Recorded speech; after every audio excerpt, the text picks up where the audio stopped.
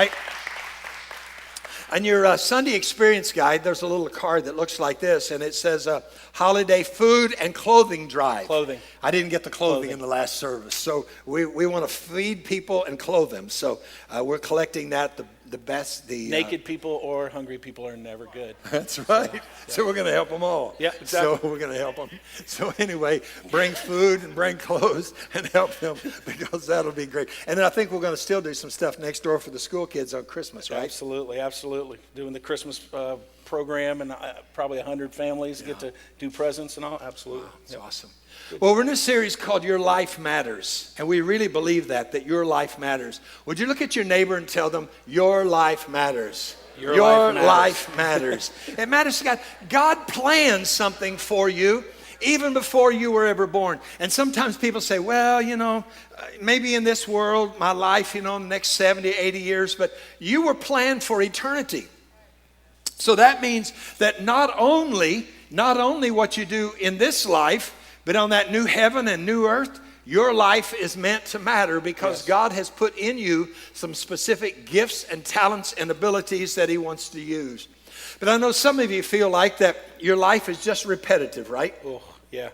Get up, go to work, go to the bathroom, go to bed. Yeah. Yeah. And the next day? Get up, go to work, go to the bathroom twice, then go to bed. Right. And you live for the weekend. Yes.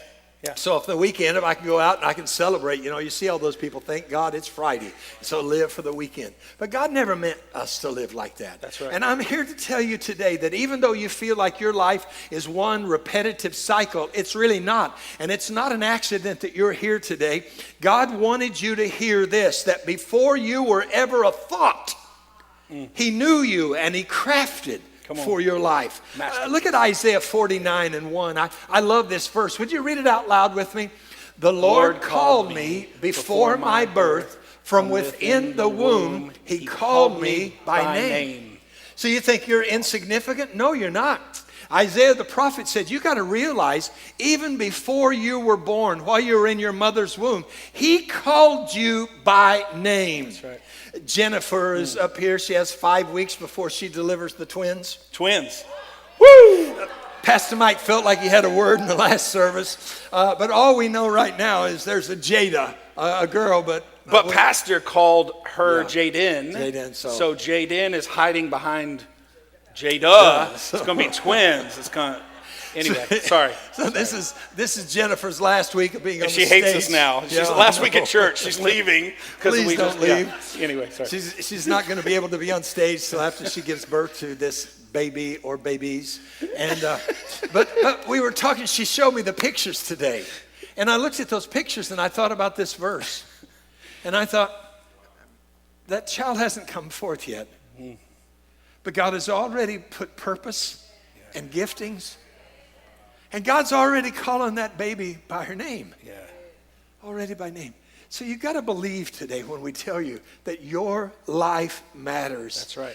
Sometimes people say, okay, but I don't know what my purpose is. Last week, we get the connection cards, and there's a little 13-year-old girl. Yeah. She put on there, Mike, she put, pray for me that I can discover my purpose and know how my life matters. Yes. At 13. Isn't that awesome?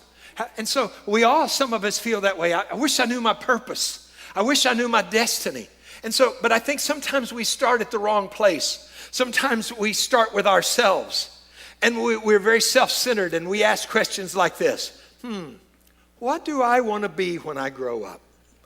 What do I want to do with my life? What are the goals and the dreams that I have? But you see, we're focusing on the wrong way. We don't start with because you see, I can miss it. Yeah. But if God created me, and he created me for a purpose, the first place that I need to start with is I need to start with God. Because here's what the book of Job says about that. It is God, it's there in your notes, it is God who directs the lives of his creatures. Everyone's life is in his power. Yes. So it all begins with us saying, Lord, what do you have for me? Yes. What do you want from me? How do you make that a difference? Because if you would have thought for yourself, you'd have probably been a professional soccer player, right? Definitely. Yes. Yeah. Yeah, Mike's got these real big calves on the back of his legs, and they're just huge. Why are you looking at my calves? Well, that's weird. When we're in the gym together and you're running in front of me because I'm always behind you, you can see. And so I said Weirding me out, man. How did you do that? And he said, well, I played soccer so long, and it's just that. And he said, I would have made a career in that. Yeah. But somewhere along the line, he said, God, what do you want me to do? Yeah. And aren't you thankful that he made that choice? Aren't you thankful that he made that choice? What about you? What is it that God is saying? So we're looking at this whole series of Your Life Matters. And last week we talked about Abraham, how he was the father of faith. So in this series, we're going to look at different Bible characters and pull them out and let them speak to us about how do we understand that our life matters. And today we're going to look at a guy by the name of Moses. Moses. And most of us know Moses' story. Or we've seen some of the movies about Moses' life of how that God used him to bring the children of Israel out of bondage. And we think, oh man, what a great guy Moses was. And we look at the end of his life. But you got to remember that in the beginning of his life, he made some mistakes. Yeah. He missed it. He ran from the call. But God wouldn't let him run completely from that call, but God looked him up and gave him a second chance, a do-over. So I just want to say today that I believe that God is still looking for men and women to fulfill the destiny and the purpose that he has for your life. Yes. So we have one point today for our teaching. Well, it's not a pointless teaching, but we only have one point, and here it is. Fill it out in your notes there. Abandon safe and live by faith. Would you say that with me? Abandon safe and live by faith. Let's say it again. Abandon safe and live by faith. When you think about Moses, he had every opportunity to play it safe. Remember, his mom hid him in the bulrush in the water in the little basket, and Pharaoh's daughter came along and found him and said, "Oh, Daddy, look what I found. Can I keep him?" And so he's raised in Pharaoh's house. He's in the palace. And so whatever he wants, he gets. The newest clothes, the newest iPhone, everything that comes along, it's all his. Got an iPhone 7 already. He's already got it, 17,000, whatever he wants. and everything is there. He could have said, wow, isn't this awesome? God picked me out of all the other Jews, and he put me in this palace, and I can just sit back and live in comfort and ease for the rest of my life. But his mom began telling him, his real mom, of who he is. Something began to stir in him that there's got to be more than life than just living in this posh palace. And today, here's what God's going to begin speaking to some of you. He's already been speaking that to some of you. When you lay down at night and you close your eyes and you begin thinking about your life, there's that feeling like, there must be something more. There's got to be more than what you're doing right now. God must have a greater purpose and a plan for you. So here's Moses, and he begins feeling that. And I think inside of all of us, we begin to feel that. So at the age of 40, he takes matters in his own hands. And he sees some of his own people being persecuted and being beaten by some of the Egyptian soldiers. And something rose up on the inside of him because, you see, he was pre-wired to be a deliverer. He was pre-wired to do that. But he starts in his own strength. I'll make this happen. I'll get rid of this guy. I'll do this. And so he kills the Egyptian. But it all backfires on him. Because then his own people turned against him and said, who made you God and put you in charge? And then, of course, Pharaoh, he's out for him now because he's a murderer. And so Moses has to run for his life. He has to go to the backside of the desert. And there he is. And so when he gets to the backside of the desert, he meets a family. And the family loves him. And he finds a wife. He marries her. He starts having a family. And his father-in-law likes him, and everything is great. So now he becomes a successful businessman. He's a sheep herder. In the beginning of his life, he tried something daring about his destiny, but he blew it. And now he's found an area of success over here as a sheep herder. He's a businessman. Well, you'd say, wow, he's got it. He's made it. And just like some of you, you think that you're where you are, and that's where you're supposed to be for the rest of your life. But I'm here to tell you, God put you where you are because he's going to stir up something on the inside of you, that there's something more for your life. So now he's 80 years old. 80. That didn't sound right, does it? 80 years old. And he's going to have a defining moment because God's going to come back and he's going to speak to him again. Hey, Moses, let me remind you of the call that was on your life and you tried it 40 years ago. I haven't given up on you. Well, somebody needs to hear that today, that God hasn't given up on you. But let's look at this defining moment at age 80. Exodus chapter 3, verses 1 through 5. Are you there? Exodus chapter 3, verses 1 through 5. One day Moses was tending the flock of his father-in-law Jethro, the priest of Midian. He led the flock far in the wilderness and came to Sinai, the mountain of the Lord. There the angel of the Lord appeared to him in a blazing fire from the middle of the bush. Moses stared in amazement. Though the bush was engulfed in flames, it didn't burn up. This is amazing, Moses said to himself. Why isn't that bush burning up? I must go and see it. Then, when the Lord saw Moses coming to take a closer look, God called to him from the middle of the bush, Moses, Moses. Here I am, Moses replied. Do not come any closer, the Lord warned. Take off your sandals, for you're standing on holy ground. Taking off your sandals would be an act of humility, of realizing coming into the presence of God.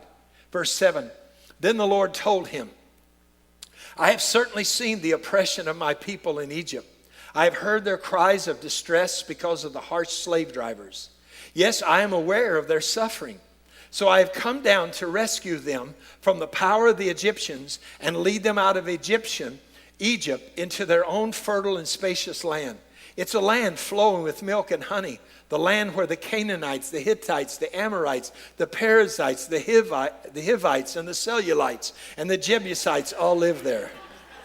Oh, I'm sorry, I just had to wake you up a little bit. Verse 9. Look, the cry of the people of Israel has reached me, and I've seen how harshly the Egyptians abused them. Now go, for I'm sending you to Pharaoh. You must lead my people out of Israel. I wonder what cry is coming up to God this morning from around the world. I wonder what cry is ascending to him from people in crisis or difficulty. And God maybe is looking at you and saying, I want you to go. I want you to be the person, because your life matters, to make a difference in the world. The issue is, God put a call on Moses' life.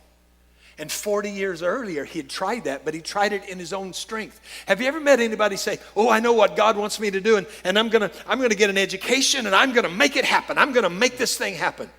And it just fails, and you think, and maybe that's some of you that are here today. And you're thinking, well, why did I fail? Because I thought that's what God wanted me to do, but I failed in that. You see, when we leave this ingredient out, that it's not in our ability, but it's in his strength. Yes. And God is saying, I want you to go in my strength, and I want you to know that my anointing is there. And so I'd just like to say today, the calling of God never changes. You can run from the call of God, and you can hide and you can pretend it's not there, but it's still there. I'm going to talk to a couple different types of people this morning, just real briefly. First of all, there's some of you that are here that know God has called you into the office, I say office of ministry. We believe everybody's called into a ministry. Everybody's got a ministry. Everybody's got something to do for God. You got a call. But there's some of you that God has called you to be a pastor. He's called you to be a teacher. He's called you to the mission field. He's called you to do full-time in that area, or maybe, work to support yourself, as, Paul supported himself by making tents, but he was still a missionary. And some of you have run from that call. And I'm here to tell you today that God has come to remind you that the call that he put on your life is not something you can run from. And there's some of you that are sitting here today, and what God is going to do, he's going to call you. He's going to call you into the office of ministry. He's going to say, I need you. I need pastors like you. I need teachers like you. I need missionaries like you. And he's going to raise up a new generation of people that say, you know what? I don't care about how comfortable or safe it is. I want to do something. I want my life to matter for the kingdom of God and for his purposes. Yes. And so that may be you here today. Romans 11:29 says, God never changes his mind about the people he calls and the things he gives them. So Moses He could have said, well, I'm going to work extra hard to be a sheep herder. And he could have stayed. But there was something stirring on the inside of Moses' life that he had to leave what is safe and begin a faith walk. That's great preaching. And yet, now what? Yeah, now what? Come on. Now what? But what does that mean for me? Right. What does that mean at my office, at my house, in my neighborhood? What does that mean in my family? And so we want to give you a couple practical thoughts about, okay, if you're gonna abandon safe and live by faith, how do you do that? How do you begin to walk in? And so we can look at Moses' life, and the first one there, if you turn the page over, is this. It says, get past your past. Whoa. Get past your past. There are a lot of zombies walking around. Anybody into zombies? Raise your hand.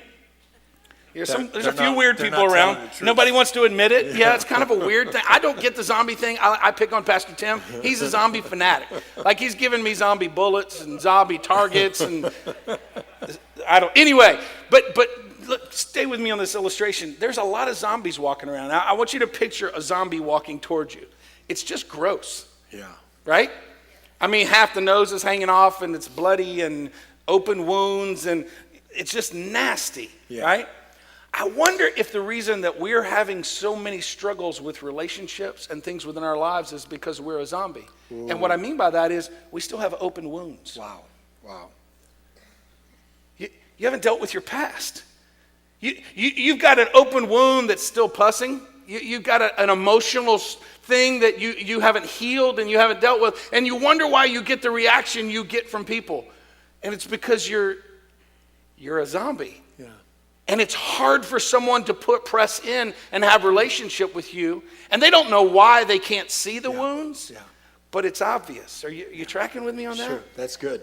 See, the reality is we've got to deal with our past. We've got to deal with the things we've been through. We've got to deal with the things that have been said to us. Why? Because we need to get to a place where the wounds scar over. Yeah. Then there's a lot of people walking around that are all scarred up. Yeah.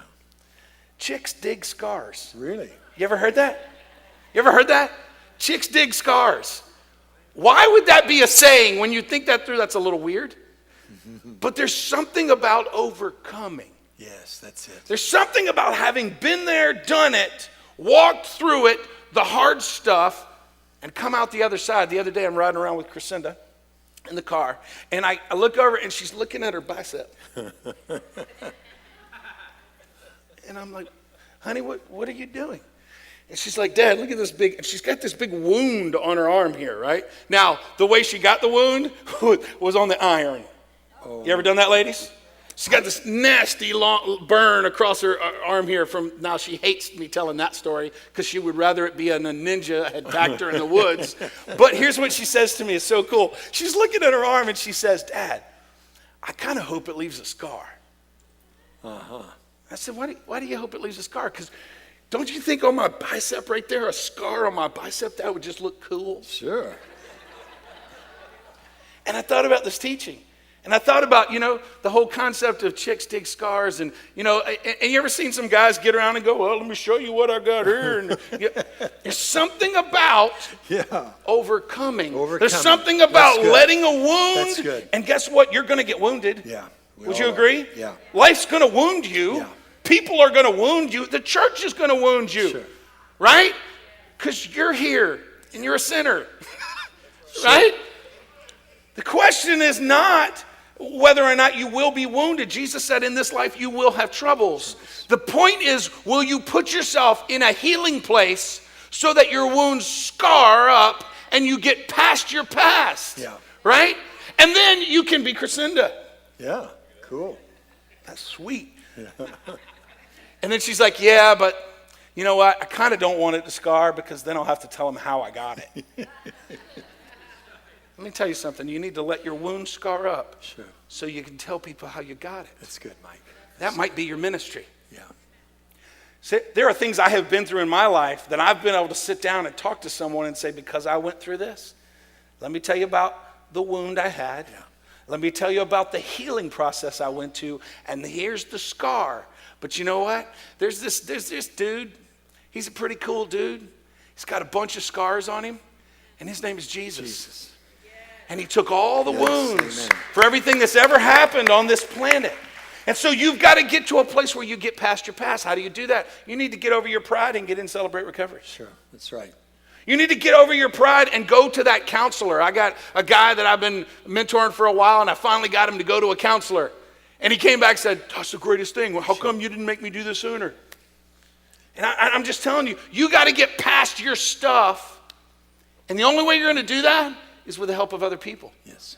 You need to find a counselor. You need to find a pastor. You need to put yourself in a small group, Celebrate Recovery. Whatever it takes, because listen to me, guys, you're going to keep running around the same mountain till you get past your past. Yes. Right? Look at this passage from Isaiah. It's in your notes. Forget about what happened. Don't keep going over old history. Mm-hmm. Be alert. Be present. Listen to me. You can't fix yesterday. No. But you know what? The decisions you're making today are messing up tomorrow. Yeah. So while you're looking back, whining about yesterday, you're just messing up tomorrow. Sure. Be present today. The Lord prays in the Lord's Prayer, give us this day our daily bread. You got to get past your past. I'm about to do something brand new, it says. It's bursting out. Don't you see it? There it is. Wow. I'm making a road through the desert, rivers in the Badlands. Your life might feel like the Badlands. I don't know if you've ever been up to the Badlands. We drove up there a couple of Christmases ago and took stuff to the Indians.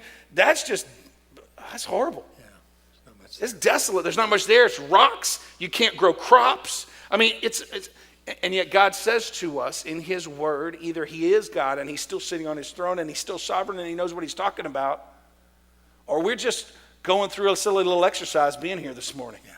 But I believe in a God who looks at you and says, I don't care how bad the lands look. Yeah. I don't care how bad your marriage looks. I don't care how bad the words that have been spoken over you in your life. I don't care any of that stuff. I'm God. Yeah. I can speak it just like that. You got to get past your past. Yes. But you got to put yourself in a position to do that. The next one is, as you get past your past, you got to develop your holy discontent. And what that is for Moses, Pastor alluded to it, he did it badly, right? Yes, he did. Right? So one of the Egyptians kills one of his people, and something stirred inside of him. It was a holy discontent. Yes. And so what does he do? He reacts badly to it and kills the Egyptian and puts himself into a bad place. But that was the beginning of him understanding a holy discontent. Yes. Right? That one day, God was going to call him to go back and be the deliverer. What is it for you that you can't not get involved in? Yeah. What is it for you that it just drives you crazy? What is that one thing that maybe when you see in the news or when you hear about, for some people it might be like sex trafficking. For some people when they hear sex trafficking, their stomach churns. That's a holy discontent. Sure. What is God calling you to do to get out of your safe zone? For some of you, it's missions. As Pastor said, some of you are called to be missionaries, but you're staying safe. You're staying with that job that I've got right now, and I got a little house, and we're just doing just fine. But there's this holy discontent. You've got to begin to look and develop what is the holy discontent, because you probably are going to find your calling in the midst of that holy discontent. Yeah. And then you got to see it today. You got to see it today. It's not about what's going to happen a year from now. It's about what you're doing today to make what's going to happen a year from now. There's some kids that used to, there's one boy, I'll never forget, I've used this illustration a million times. He came up to me, Pastor Mike, blah, blah, blah, we're talking. I said, so what are you going to do? What do you feel like God's calling you to do? I'm going to play in the NBA. I said, dude, that's awesome. Remember me, I want some tickets, courtside, you know what I'm saying? And he's like, I play basketball, blah, blah. I said, so you play on the school team? Well, no. Ooh. You don't play on school basketball. So like you play like AAU, junior, something like, no. Are you on a basketball team? No. Yeah. That's called a pipe dream. Yes. Do you understand? Yes. A real dream is something that you're doing something about today. And you need to look and realize, what is this holy discontent? What is it that God's calling you to do? And there is, listen to me, there is something that you can be doing today. Yes. It might be the work you don't want to do. It might be the heart work. It might be the getting past your past. It might be dealing with emotional things inside of your lives. It might be cleaning up your finances. It might be a whole host of things that nobody wants to do the work. Everybody just wants to win the lottery. Yes. Right? So you got to see it today. You've got to have that. Listen, this Moses, I love this, the honesty of this. Exodus 4:13. But Moses again pleaded, Lord, please send someone else. Send somebody else. Yeah. Sorry, send anyone else. Anybody. You ever feel that way? Yes. Can I be bold this morning and say God didn't want to send anybody else? No. He wants to send you. Send you. Yeah. And you got to recognize that God is already there. Yes. See, sometimes we think, well, I don't know, if I step out by faith, if I step out of this safe zone into the faith zone, then how do I know without a doubt that God will go with me? Yeah. Well, listen to me. He is not going to go with you because he's already there. He's already there, and he's waiting, and he's calling for you to take that step of faith. Yes. Because you see, you're not just ordinary. This verse here, Hebrews 11:23 says, by faith Moses' parents hid him for 3 months after he was born because they saw that he was no ordinary child. I want to tell you today, you may be sitting here and say, well, I'm just regular. No, you're not ordinary. That's right. Everybody here today, there's something God has for you to do. And here's the next fill in, because here's why you need to fill it in. Here's why you need to understand your life matters. And it says, understand that there is something you're called to do that will change the history of eternity of somebody else. That's the next fill in your notes. Understand that there is something you are called to do that will change the history and the eternity of someone else. Now, that doesn't mean that all of us would be like Moses and lead 1 million+ people out of bondage. But it may be that you make a difference in your kid's life. Yeah. It may be that you live in such a way that you will never disappoint your kids. In our small group last week or the week before, I don't remember, Mark, a very successful businessman, was sitting there. And we asked about different things that you wouldn't want to be disappointed. And he said, the thing that I would never want to be disappointed or disappoint is that I would fail to be the man of God that my sons need to see. Yep. Wow. Yep. I thought of all the things you could say. How awesome that is. Because you see, there's a lot of parents that just go through life and they live their life very selfish. And they don't live a godly life to point their kids toward God. Moses saved a nation. And it even affects us today. But your act of obedience can change the destiny of somebody else. Yes. I have a brother and a sister, and we both love God, serve God.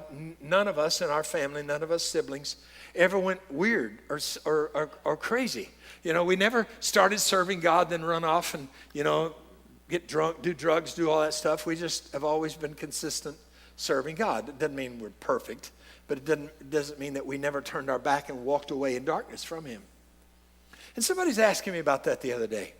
They said, well, how did that happen? Was your dad like really good at parenting? I said, no, I don't think he probably was. I got the daylights beat out of me every day. Does that make a difference? That made him good right there. Yeah. That's my sister's fault because she cried and whined all the time and I'd get beaten. Anyway. Do you have a wound that you need to? No, I'm just kidding. Right. Sometimes I think it comes back up, Mike. Right. And I said, and it made me pause and think, and I thought, he never told me he loved me until I was a grown man. We were Yankees, so, Southerners do a lot of that. Yankees don't. And I thought, well, what was it?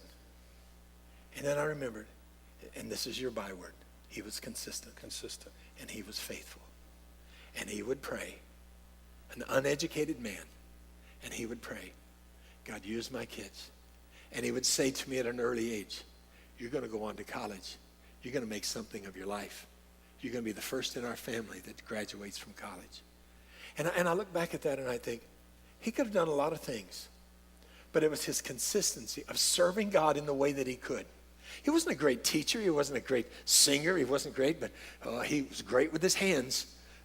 He's fixed things at church, do things. He wasn't a preacher, wasn't anything, but he was consistent. We never missed church. It was never, you never debated.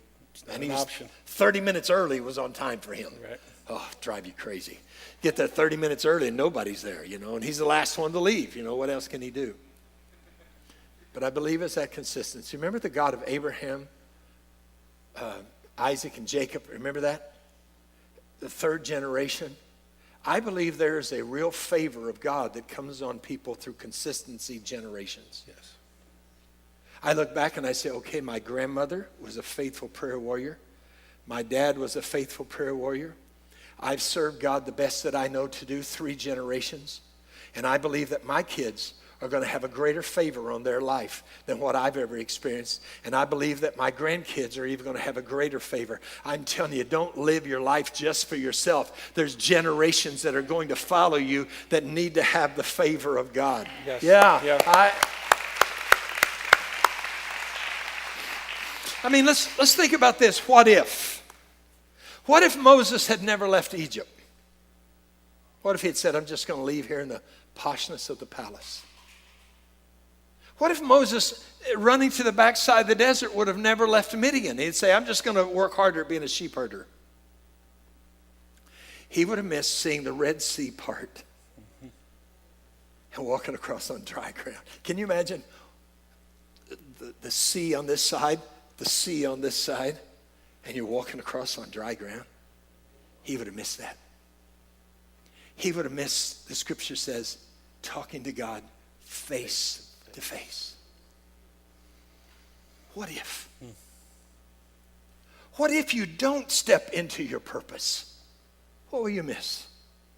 I was thinking about this, the what ifs in my life. Of what if I hadn't obeyed God when he called me into ministry? In my junior year of college, I was in the Air Force ROTC. I thought that because I always wanted to be in the military. I love the military. Anytime I see somebody wearing a hat that they were a veteran, I always say thank you for serving. Because there's a part of me that I feel like I always miss, that I was 1A through the whole Vietnam thing. And I could have had a minister deferment, but I said, no, I want to go if that's what God wants. I want to do that. But in my junior year, I was getting ready to sign away the next 20 years of my life. And 2 weeks before I got ready to do that, I started having these dreams about people dying and going to hell. And people crying out and saying, doesn't anybody care about me? Somebody help me. And so I had to say, I think maybe God's calling me to preach. So I called a friend of mine in Morgan City, Louisiana. I lived in Illinois. And I said, I think maybe God's calling me to preach. So let me come down there and do a trial revival. So it's far enough away. If I fail, nobody will know it. So I went down and that little church in Morgan City, Louisiana, I preached my first sermon. And you'd like this, it was 7 minutes long. 7 minutes. What happened? I know what happened. And people got saved. And the next night, about 5 or 6 minutes, and people got saved. And the Lord said, yeah, I've called you. But nobody in my family are preachers. Yeah, but I called you. There's nobody in my history. Yeah, but I've called you. What if I'd have missed that? What if 25 years ago, when God began speaking to Anita and I to move here to Leesburg, to cash in everything we had, because we didn't have anybody to bankroll starting this church. We only knew 3 people. What if we'd have said, no, I'm just going to stay in the safety and familiarity of here at the seminary? I would have missed you. And I would have missed you. What is it for you? What if? I was thinking of several months ago, I was in a conversation with someone because I thought it was getting time for me to sort of transition and retire and do something else. And I was in a conversation with someone, and the Lord just spoke to me so clearly. I mean, there's a few times that I felt like the Lord, not audibly, but just really like sort of hit me here and there. And it was like the Lord said, I'm not through with you. You're getting ready to make a mistake to transition. I'm not through with you.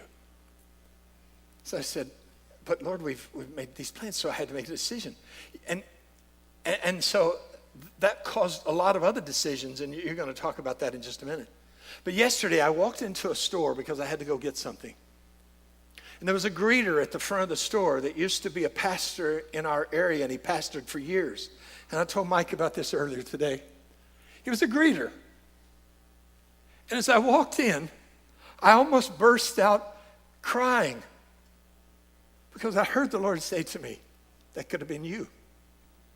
You could have missed your timing. You could have missed your timing.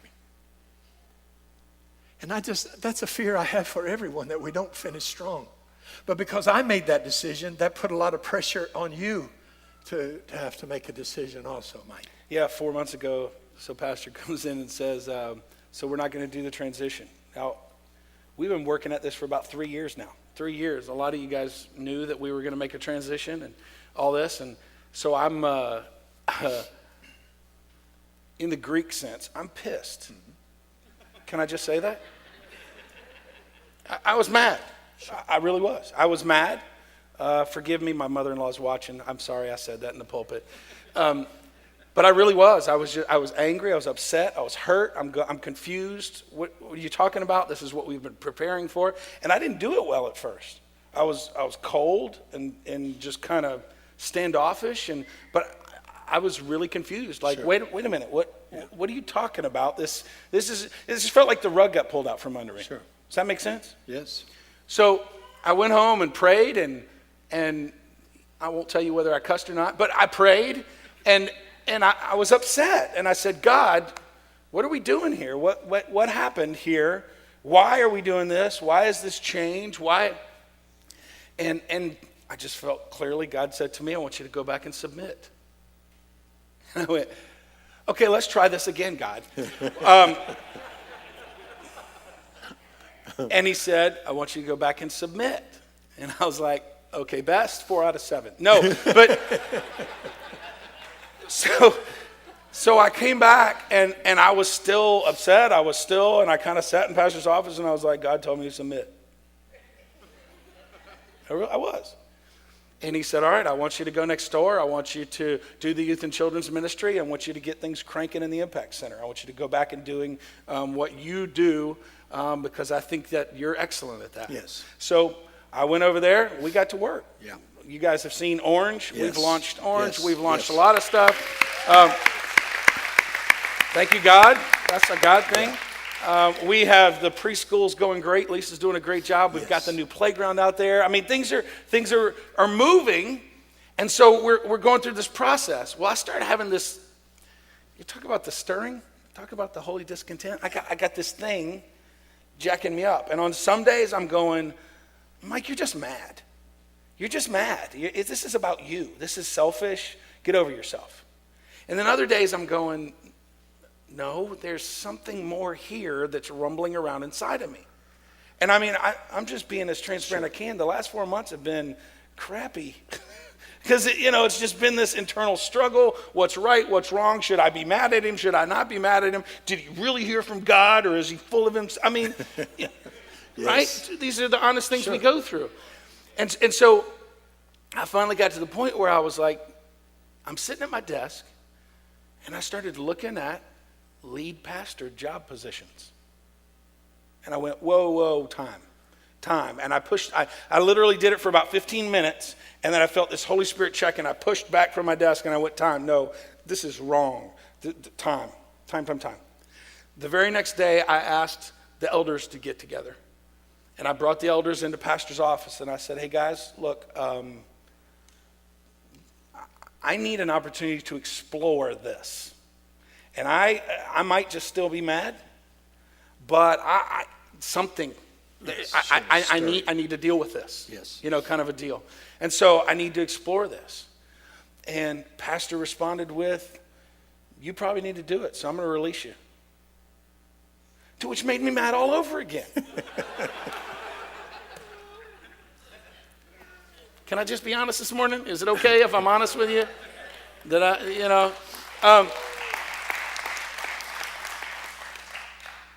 But God told me to submit to my pastor, my spiritual authority.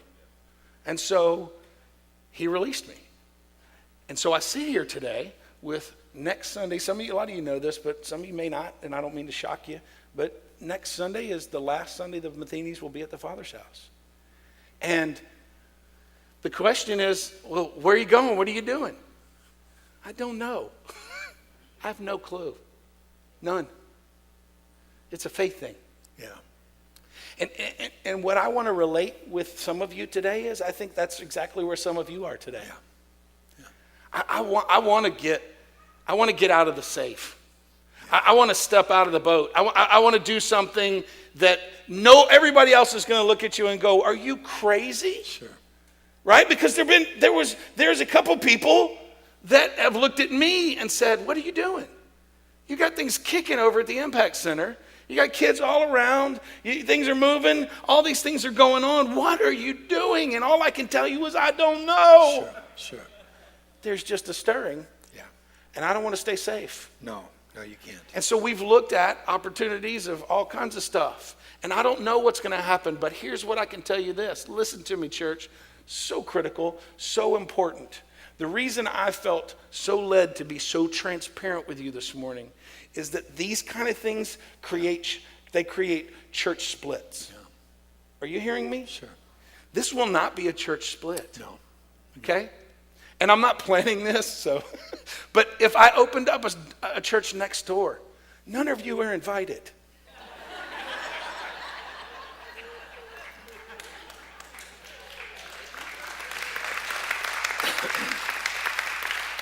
Please understand calling. Yeah. Please understand the teaching that has happened this morning. And this has been a strain on us. This has been a strain on our relationship that'll probably take a while to heal. Sure.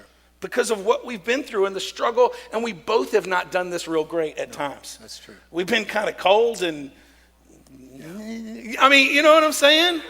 Just very real, right? And so, church, wherever you are today, listen to me. You might be in chaos. You may not know what the next step is. You might not know what it means to be safe and step out of the boat. Here's what I can tell you. I got one piece of advice for you. Just do the next right thing. Next right thing. You don't have to know the whole story. Just do the next right thing, right? And when you do the next right thing, you know what the next right thing might be? Just to brush your teeth because your breath stank. You know what I'm saying? It might be to go get something to eat because you're so stressed out and jacked up with your life that you haven't been eating properly, and your brain is not getting the nutrients it needs to think right and to stay focused on what you are. So wherever you are today, just do the next right thing. And trust God in the journey. I love you, Mike. Thanks, man. I appreciate that. I love you too.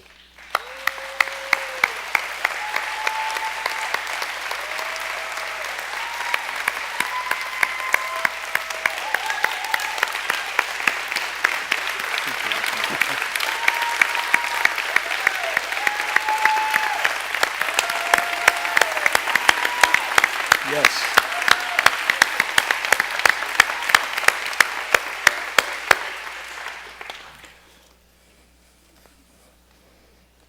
So I asked the board of directors, I said, I want to invest in the Mathenys. So I'd like to pay their salary for the rest of the year. 90 days. And I said, not only that, but I'd like to receive just a love offering next Sunday, which will be the first Sunday of October. And we're going to fast and pray and lay hands on Mike and his family. And we're going to receive a love offering. And I apologetically have already been asking God to make that $10,000 plus. It's not your tithe. Your tithe comes to church. Don't put your tithe in the bucket. Let me say it. Don't put your tithe in the bucket. That's for God's house. This is an opportunity for us to say, this man of God for 11 years has served here. And I don't know what God has got beyond here, but we want, at the Father's house, send them off.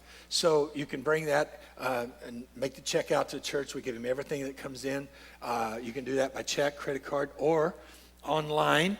We have a place that you can log in and you can give. It's open today. You can give to Mike online at our website, and you can make an investment in that. And then next week we're going to pray for them and send them off into the purpose and the destiny that God has for them. Now, I know immediately some of you say, well, then what's going to happen with Orange? What's going to happen with the children, the youth? It's amazing how that God always brings somebody along to sort of step in. Nobody ever steps into your shoes. Nobody can step into your shoes. Nobody, but God brings somebody else who's got a pair of their own shoes. Yes. And so several weeks ago, God began speaking to Pastor Tim, who we all love. And so he said to him, in our noon prayer time, he said, I want you to go back and present that you'd be happy to step in the gap for a while with children and youth. Because he's been a children's pastor, a youth pastor, worked for DCF for several years. He has a heart for kids. And he said, first thing he said, I thought, get behind me, Satan. That's not God, no. And he came to me right before he came into your office, and he said, are you okay with this? You know Pastor Tim? Yeah. He's so humble. Yeah. Would you be okay with this, Pastor Mike? And I'm like, man, let's make this happen, you know? So Mike's been working with him and training him and all the people with the orange, and we're just going to pick up and just keep going. Absolutely. And then so we look at the other areas. Well, what are we going to do about some of our pastoral care areas? And then God just really spoke to us that one of our board members is also a retired pastor that's really not retired because he's still doing all kinds of ministry. But that's Pastor Ben and his lovely wife, Roberta. And some of you have never met them. And so I'm going to ask you, because you're going to be seeing his face helping us out and doing some things. So Pastor Ben, would you and Roberta stand and turn around so everybody can see who you are?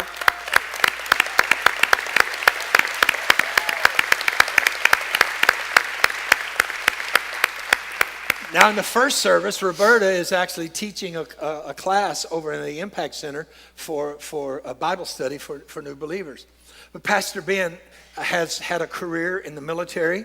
He's also been in law enforcement for 10 years. And then he was the assistant assessor there in California. Could have been an assessor, but he felt like God called him into ministry.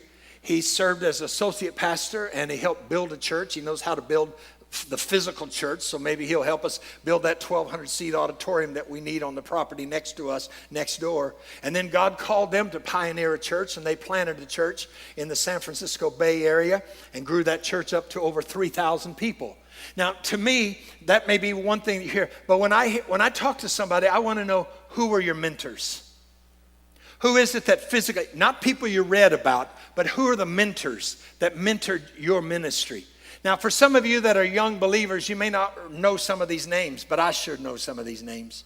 And so I asked him, I said, give me those names. He didn't want to do it because he said, you know, name dropping is like, what was it on steroids? Arrogance on steroids. I thought that's pretty good. I said, no, I want to know. I'm not interested in your education, where you went to college. I'm interested in who mentored you. So here's some of the names. Jack Hayford, Dick Mills, John Maxwell, Tom and Matthew Barnett, and Leonard Ravenhill. Wow. I'm telling you, that's sort of like Leonard Ravenhill, that you were mentored by him, that you were in his presence. To me, that's like you were with God. If you've never read Leonard Ravenhill, you read one page and then you got to be on your knees and pray, right? Oh my gosh. It's just unbelievable. Yes. So he's going to step in and he's going to be doing some things and help us. And I'm going to tell you this, if you have any questions, my office is open to you, and I'll just be as transparent as I can. There's really nothing else to say. You've had it here today. That's it. But let me pull this down now to you. What is it that God is saying to you today? Yeah. Some of you, he's saying, you're standing at a burning bush. And he's reminding you today of the call of God on your life. Yes. And some of you are actually standing at water's edge, and he said, I'm asking you to take a step of faith. I'm asking you to step out in faith. And you say, but what if I take a step of faith and the waters don't part? Then you probably walk on the water. So either way you win, all right? But it's when you're willing to step out of the safe zone and be faithful. And maybe some of you today, it's not just that, but it's surrendering your life to Jesus. Yes. Would you bow your heads with me? 20 years from now, you're going to be more disappointed by the risks that you didn't take than the ones that you did. Defeat tomorrow's regret by moving forward and getting into the faith zone today. I'm praying today and I'm asking God to speak to your heart. I want you to hear the Lord saying, I'm here for you. And I'm asking you to abandon safe and move into faith. Some of you, he's saying, yeah, I called you to the mission field, and you haven't gone. I've called you to drug addicts, and you haven't really started that. I've called you to minister to maybe to the homeless, or as Pastor Mike said, to get involved in some of the things, the sex trade that's going on, or maybe to kids. I'm not asking God to show you the next 500 steps, just the next step today. And if you're here today and you've never invited Jesus into your heart and life as your Savior, he's going to ask you today. Let's start today. Some of you are businessmen and women, and God has favored you and blessed you. And you've got to a place where you feel safe. The finances are coming. Everything is working. But at night when you lay down, you feel that there's got to be more. What is it? And you know what it is. God's already stirring your heart. And he's not going to show you everything at once. He's just going to show you the next step. And I pray today that you hear that and you step out in that and walk in that. If you're here today and you say, Terry, today I need to surrender my life to Jesus, or I need to rededicate